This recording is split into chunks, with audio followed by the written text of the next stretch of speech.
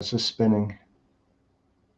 Hey, everybody. So Lee and Rick here again. Had a great real estate workout. I'm just throwing on a nice shirt, so it's a little bit more presentable. But a great workout of our mind and body on Monday, April 12th. Lee, welcome.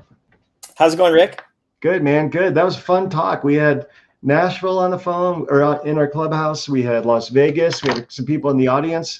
What are some of your takeaways? Yeah, it's kind of fun to just be able to connect with people from all over the country. I mean, it's amazing how like the similarities and the differences that are going on right now. I mean, of course, you're kind of hearing the same thing all over the country, which is, buyer demand, low inventory, seller's market, all that stuff. But it's just cool to see the nuances that are happening from, in places that are obviously, vastly different. Right. Like, see, we learned like Denver, Seattle, and Vegas all going for multifamily, but Nashville's going for Airbnb, right, as investment properties. Yeah. But I would argue all four of us have tourist towns. Right. So I want to noodle back on this again because I don't think I was necessarily, as I was huffing and puffing on the elliptical, wasn't necessarily sure I was making my point clear. But let's use some random numbers because I don't have the Denver stats off the top of my head at the moment. But if you have 5,000 homes that sell normally in a month, but we're selling 6, that means more homes are for sale in any given month, right? Right. Because 6,000 sold versus 5,000. And if I could dig into the real numbers, but that's essentially the point. But yet the number of homes for sale is like 1,000, right? 750 single family in Denver. So which is like 2 weeks of inventory. Right. So at any given time, there are very few homes for sale.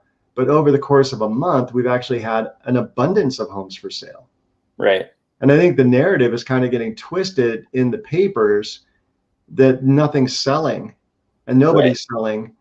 That's couldn't be further from the truth. It's just there's so much demand that it just sucks it dry like a sponge as soon as it appears. It's like an egg on a sidewalk in Vegas, right? It just fries.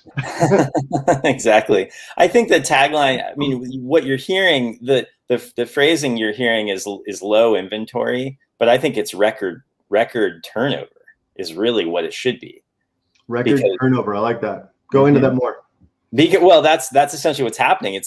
And if you talk to title reps, people who are like right at the, at the heartbeat of closings, like if you talk to them, I mean, all of the title reps I know in my market are busier than they've ever been, which should tell you that the story probably isn't just low inventory or necessarily buyer demand. The story is that it's radical shifts in people's lives that are changing them, that are leading them to make real estate choices and decisions and buying and selling in record numbers, which is, I mean, that's in my opinion, the real story.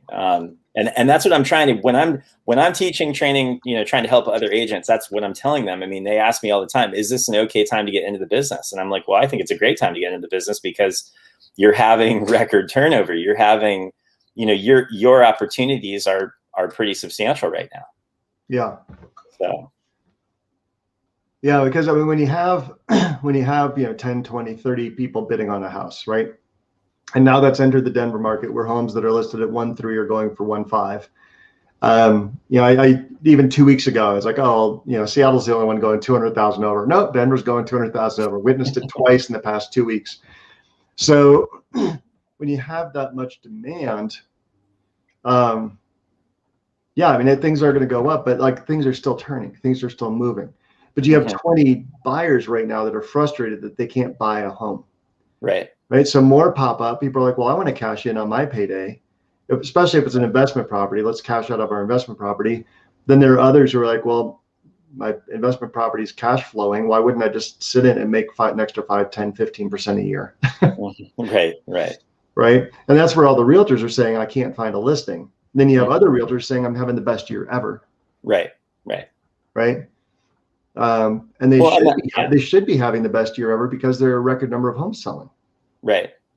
Well, and that's the ironic thing that I hear all the time. I mean, I hear some agents saying, well, I can't find a listing. And then I hear other agents saying like, I'm having the best year of my career and I'm taking listings and all. And so it's like, which one is it? Well, clearly somebody out there is having success, in this market. I mean, there's, Well, and where you're having success, I mean, correct me if I'm wrong, but from some of our past conversations, you're having success with FSBOs, right? Yeah. Yep. But here's the common realtor mental speak is, why would a FSBO need me? Because they can sell on their own, because everything sells in a day. Right. How do you counter that point? Let's give some people some coaching. So that's something I get all the time from other agents and from the actual FSBO prospect themselves. I get that objection, so to speak. And that's probably the biggest fallacy that exists, or one of the biggest fallacies that exists in the business right now, because the reality is that FSBOs in my market, you're getting 10 to 15% of your potential buyer traffic if you're selling for sale by owner. If you are selling for sale by owner over $1 million, or a unique property type, let's say it's mixed use or something, or a multifamily or something like that, then you're probably down to about 5% of your total traffic that you would be getting if you were actively listed on the MLS, and then in some of the other resources that I provide and other good agents provide. So that's one piece of it. The other piece of it that I talk about probably with every buy owner property that I preview is that when you're figuring out what your sales price is going to be when you're going to market, the idea is that if you're selling by owner, that in this market you can go under contract quickly, because you may find a buyer out there on your own. The buyer you find as a FSBO property owner, that raw buyer, maybe they're unrepresented, or they maybe have an agent, or they're asking for a reduced commission, or whatever. That buyer typically is not a quality buyer. So they're going to have objections and things that you may not have to deal with another buyer in the marketplace. So basically, if you end up paying a full 6% broker commission, 3% to each side, you're going to net more money 99.9% of the time by going with an agent, because you're going to get more exposure. That's just the cold hard truth. And I see it playing over and over and over again. When typically I'll preview a FSBO, and then they'll say, no, I'm going to sell it on my own. And then I'll check in with them, after maybe like 2 or 3 days, and then maybe after a week, and then maybe after 2 weeks.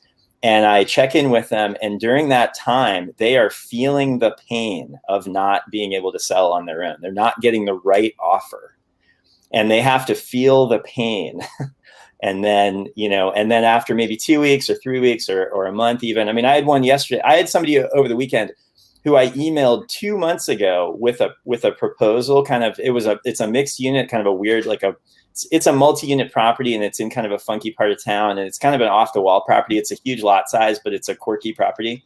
I emailed them this proposal, and I said, look, I'll write up an offering memorandum for you, and I'll package your property to sell, which I think would help you immeasurably. And it's just over $1 million. And they emailed me over the weekend, and I think they basically said, look, I think we're going to wave the white flag and get some help. And that I'm seeing that I'm seeing that over and over and over again in this market. I'm just typing some notes in the comments. So it's not like I'm typing a text or an email. So I mean, one of the things I like to focus on is what's more important, the size, the price of the home, or the price of the commission, right? Or right. The size of the check I hand you at closing. Exactly. Well, right. I mean, if I could give you an extra 20 grand at closing, would you care if I charged a 20% commission? Right. And that's what my coach, I'm coached by Brandon Mulryan. I mean, that's what he just hammers on over and over again. He's like, what is the most important thing? The most important thing, most likely to the seller, is going to be what you net in your pocket when the deal's over. Most sellers, they're looking to net the most they can. Usually the vehicle to do that is by using an experienced listing agent who can help them, package and market the property in the best way possible. Yeah. So I was a double major in undergrad, and for 3 years, and I graduated with one. But supply and demand curve, I was economics, right? And when you talk to, I think you really touched on it, when you can show people the statistics of how many fewer eyeballs, right? If you have lower demand, you're going to have a lower price regardless. It's all right. Based, because I can throw something in the MLS, right? And with the marketing we do, with the 3D tours, the video, the pictures, everything else, right? The 3D videos you can actually spin on YouTube. Like with all of that stuff, you can drive a price up. Like it's almost impossible to price a home too low. Right. Right? If it has enough eyeballs. And again, if you know how to manage the conversation of the buyers. Right. Right. So a FSBO could try to price low on Zillow and try to sell their house or something. But if you don't know how to manage the competition, if you don't have 20 years of experience, or if you don't have your experience up in Seattle, like if you don't know how to stack those people against each other, make them feel the social proof, right, then you're not going to drive the price up. It's not an automatic thing that you can choose any drunk monkey and sell your house. Like it actually does take skill to earn that. But if we're driving the price up 3, 5, 10%, the 3% on our side really is kind of irrelevant, right? We pay for ourselves. Right. Oh, we entirely pay for ourselves. And I mean, I had a listing recently where like I do a lot of Facebook Live open houses for my listing. So I'll do a little bit of paid ad spend. Like I'll go in, I'll bring the property live, and then maybe like 5 or 6 days later, I'll do a Facebook Live open house. And this particular listing, it was a unique property. It was a horse property, and it was like pretty large. It was like 15 acres and it was way out of town. So kind of unique. And I did a Facebook Live open house there, and I put a little bit of paid ad spend behind mine. I got that property in the course of about 7 days. I got that property in front of 41,000 people. I had 55 people share it. I had about 25 people actually walk the property with me on the tour when I did the live open, and I had 2 of those people write offers. One of them bought the property.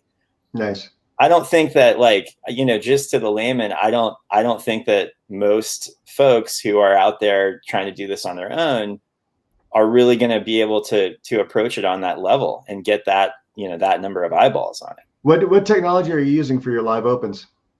So I literally use Facebook Live, and I create an event on Facebook, and then I boost the event in my local area to an audience. And then the great part is when I have people, click into it, then obviously I can retarget them. The other nice thing about it is that after we conclude it, like that actual process, I go to the property, I walk the property, it maybe takes me 20, 30 minutes, and then I have that content, then I can repurpose and share the content later. So I can, those Facebook Live opens, I can get a lot of traction out of those because I can repost it maybe after a few days.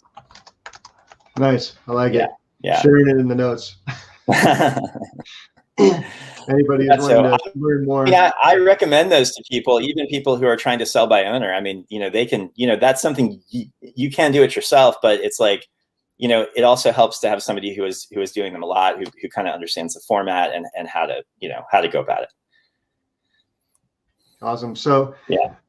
But I guess in closing, I would tell people, like, if you're watching this, it doesn't matter if you're in Colorado or Washington, all 50 states, we can help you find an agent that can help you sell your house, like Lee's talking about. And agents, quite frankly, if you want to learn more, our phone numbers are, right here on Lee, right there.